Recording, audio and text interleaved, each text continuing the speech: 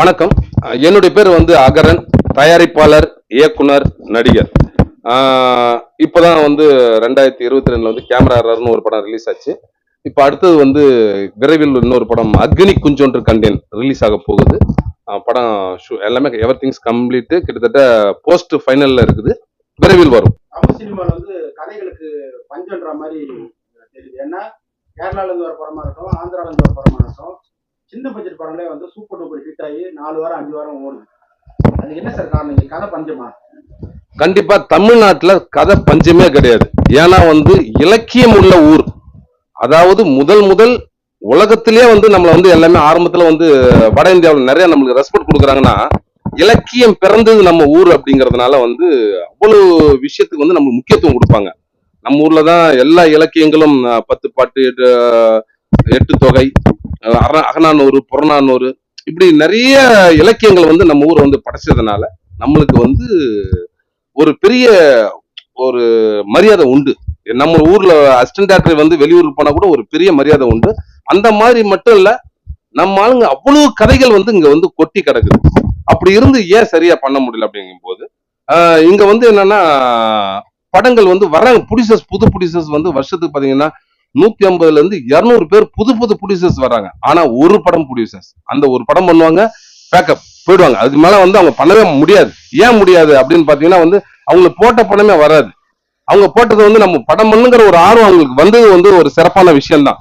ஒரு ப்ரொடியூசருக்கு படம் பண்ணுங்கிற ஆர்வம் வர்றது ஒரு மிக சிறப்பான விஷயம். அந்த ப்ரொடியூசரை வந்து இங்க வந்து பிசினஸ் ரீதியா தப்பிக்கிறாங்களா அப்படி பாத்தீங்கன்னா தப்பிக்கல. ஏன் தப்பிக்கல அப்படின்னா, அவங்க நம்பி வர இயக்குனர்கள் பாத்தீங்கன்னா வந்து பெரிய பயிற்சி இல்லாம இருக்கிறது.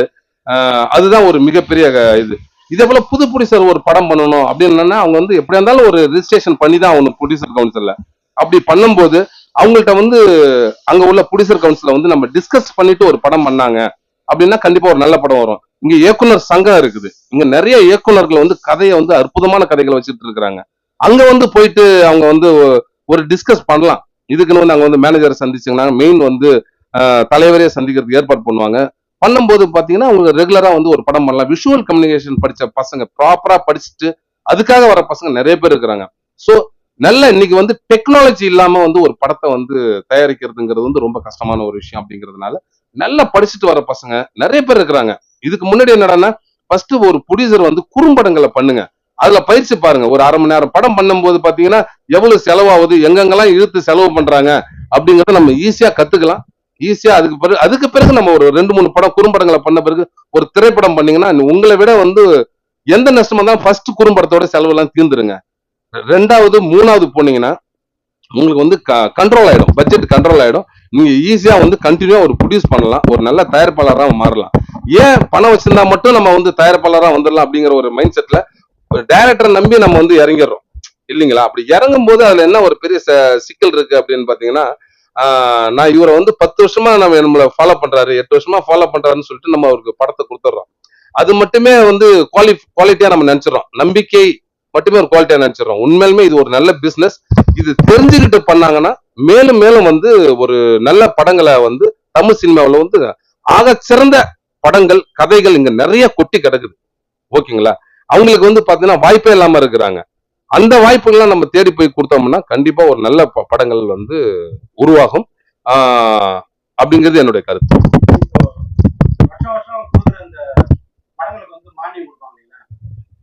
ஆமாங்க. அதே போல வந்து நீங்க சொல்றது வந்து புரிஞ்சுக்கிட்டேன். வருஷம் அதாவது வந்து தமிழ் சினிமாவில் வந்து வருடா வருடம் கொடுக்க வேண்டிய மானியத்தை வருடா வருடம் கொடுத்தால்தான் சிறப்பு.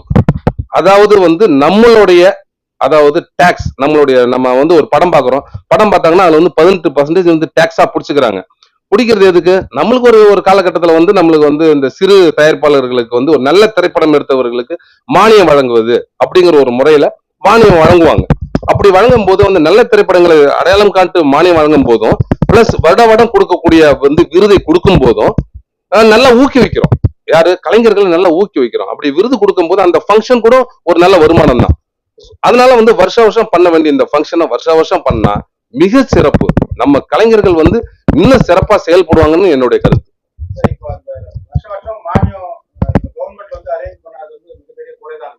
ஆமா. அது வந்து அரசியல் ரீதியான ரீசனா இருக்கலாம். பட் நம்ம அத பத்தி நம்ம இல்ல. நம்ம தயாரிப்பாளர் சங்கங்கள் வந்து முன்னிறுத்திட்டு தான் இருக்கிறாங்க. முன் வச்சுக்கிட்டு தான் இருக்கிறாங்க. வருஷம் வருஷம் குடுக்க வேண்டியத குடுங்க அப்படின்னு சொல்லி முன் வச்சுக்கிட்டு தான் இருக்கிறாங்க. முன் வைக்கிறது ரொம்ப நல்லது. இப்ப பாத்தீங்கன்னா, கடைசியா பாத்தீங்கன்னா கூட எனக்கு தெரிஞ்சு வந்து அன்பு செல்வன் சார் பாத்தீங்கன்னா வந்து ஒரு பெரிய முன்னெடுப்பு எடுத்திருந்தார். என்னன்னா, நான் வந்து சிறு படங்களை வந்து ஒரு குறைஞ்சது ஒரு அமௌண்ட்டுக்கு வந்து நான் சேட்டலைட் வித்து தரேன் அப்படின்னு சொல்லிட்டு அன்பு செல்வன் சார் முன்னெடுப்பு எடுத்து நடத்தினார். அப்படி நடத்தும் போது பாத்தீங்கன்னா வந்து அங்க படம் போட்டு காட்டுறாங்க. அதே போல வந்து ஒரு சேட்டலைட் சேனல்ல கூப்பிட்டு படம் போட்டும் காட்டுறாங்க. ஒரு படங்களை வந்து விற்க முடியல அப்படிங்கிற ஒரு குற்றச்சாட்டை வந்து வைக்க வேண்டியதா இருக்கு. ஏன் அப்படி அந்த மாதிரி படங்கள் வந்து சரியான எடுக்கப்படல அப்படிங்கிற ஒரு குற்றச்சாட்டு இருக்கும்போது, நான் படத்தை எடுத்துறேன், என் படத்தை எப்படியாவது வித்து கொடுங்க அப்படிங்கிற ஒரு ஸ்ட்ராட்டஜிக்கு வராங்க. வரும்போது வந்து அவருக்கு ஒரு தர்ம சங்கடமான சூழ்நிலை ஏற்படுது.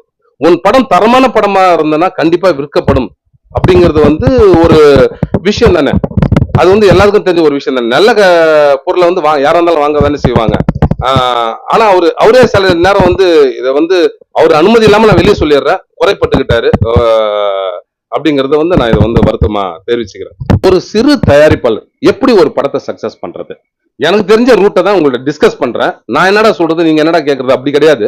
சும்மா ஒரு ஐடியாஸ்க்கு நான் வந்து உங்கள்ட்ட வந்து கலந்துக்கிறேன். அதாவது என்னன்னா, ஒரு சிறு தயாரிப்பாளர் வந்து முதல்ல ஒரு நல்ல கதையை தேர்ந்தெடுக்கணும்.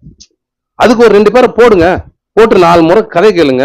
இல்லப்பா இந்த கதை இல்ல இப்படி இருக்கு, இந்த கதை அங்க வந்திருக்கு, இந்த கதை இங்க வந்திருக்குது, இல்ல ஒரு மாதிரி இதுல ஒரு ட்விஸ்டே இல்ல அப்படிலாம் ஏதோ நீங்க வந்து பேசி ஒரு நல்ல கதையை தேர்ந்தெடுத்து, இது மட்டும் பத்தாது. ஒரு நல்ல படம் உருவாகணும்னா ஸ்கிரீன் பிளே ரொம்ப முக்கியம். நல்ல ஒரு 4 பேரை வச்சு நல்லா டிஸ்கஷன் பண்ணி, நிறைய பேர் இருக்கிறாங்க இங்க, அவங்களெல்லாம் கூப்பிட்டீங்கன்னா கண்டிப்பா வந்து சிறு தொகைக்கு வந்து நல்ல டிஸ்கஸ் பண்றதுக்கு நிறைய ஆளுங்க இருக்காங்க. அவங்கள வச்சு டிஸ்கஸ் பண்ணிட்டு அதுக்கு பிறகு வந்து நீங்க ஒரு நல்ல பிலிம் மேக்கிங் வேணும் அப்படின்னு சொல்லிட்டு அந்த பிலிம் மேக்கிங் டீமை பக்கா டீமை வந்து அதான் ஆல்ரெடி நம்ம குறும்படம் எல்லாம் எடுத்து அவங்கள்ட்ட பயிற்சி ஆயிருப்போம். இந்த குறும்படம் இவர் எடுக்க தெரியலன்னு சொல்லிட்டு நல்ல ஒரு மேக்கிங் நீங்க பண்ணீங்கன்னா கண்டிப்பா இந்த படம் வந்து உங்களுக்கு வந்து ஒரு கை கொடுக்கும். அது மட்டும் இல்ல, வியாபார ரீதியா பாத்தீங்கன்னா வந்து உங்களுக்கு ஒரு மிகப்பெரிய சப்போர்ட் வரும். இது வரைக்கும் என்னுடைய அனுபவங்கள், நான் கடந்த ஒரு 20 வருஷ காலமா வந்து இண்டஸ்ட்ரியில இருக்கிறேன். அப்படிங்கும்போது நான் கடந்து வந்த பாதைகள், நான் அனுபவிச்சுட்டு இருக்கிற அந்த எக்ஸ்பீரியன்ஸ், இதை உங்கள்கிட்ட கலந்துக்கிட்டேன்.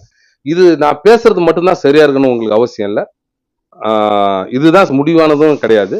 நீங்க யோசிங்க, உங்களுடைய சர்வேவுக்கு எப்படி இருக்கு, அது உங்களுக்கு இம்ப்ளிமெண்ட் பண்ண முடியுது கரெக்டா இருந்துச்சுன்னா வச்சுக்கிங்க. ஓகேங்களா? நன்றி, வணக்கம்.